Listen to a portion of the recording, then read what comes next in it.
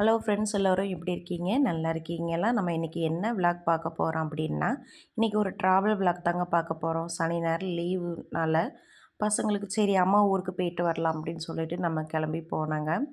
தூத்துக்குடி தாங்க ஊர். தூத்துக்குடின்னு சொன்னாலே உப்பு ஞாபகம் தாங்க எல்லாத்துக்கும் வரும்.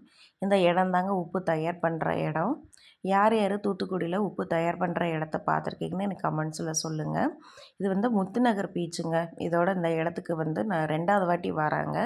இது இப்போ தாங்க புதுசாக கட்டியிருந்தாங்க. சூப்பராக இருக்குங்க. பசங்களுக்கு லீவு சரி வீட்டில் தானே இருக்கோம் அப்படின்னு சொல்லிட்டு நாங்கள் கிளம்பி போனோங்க.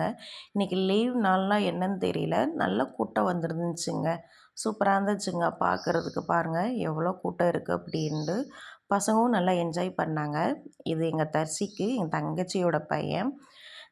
நானும் கீழே இறங்கி நடப்பேன் அப்படி சொல்லிட்டு ஒரே அடங்க. அதான் என் பொண்ணு வந்து கொஞ்சம் நடக்க வச்சு கூட்டிகிட்டு வந்தாங்க. பாருங்கள் எப்படி நடந்து போகிறான் அப்படின்ட்டு.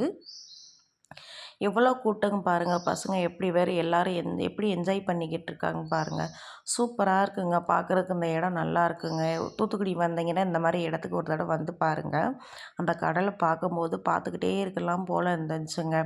அது அடிக்கிற அலை, அதோட ஓசை ரொம்ப நிம்மதியாக இருந்துச்சுங்க. அவ்வளோ அழகா, அவ்வளோ சந்தோஷமாக, நிறைவாக இருந்துச்சுங்க. இங்கே பாருங்கள் ஜல்லிக்கட்டு, சிலம்பம், கபடி இந்த மாதிரி நம்ம மறந்து போன பாரம்பரிய விளையாட்டெல்லாம் எழுதி வச்சுருக்காங்க. அது பசங்களுக்கு பார்க்கும்போது இப்படி நம்ம முன்னோர்கள் இந்த மாதிரி காலத்தில் இந்த மாதிரி ஒரு விளையாட்டு இருந்துச்சு அப்படின்னு சொல்லி பார்த்து அதை வந்து கற்றுக்குருவாங்க. நிறைய கலைகள் வந்து நம்மளோட கலைகள் வந்து அழிந்து கொண்டே போகிறது. அதுதாங்க உண்மை. இந்த வீடியோ பிடிச்சிருந்தா லைக் பண்ணுங்கள், ஷேர் பண்ணுங்கள், கமெண்ட் பண்ணுங்கள். தேங்க்யூ.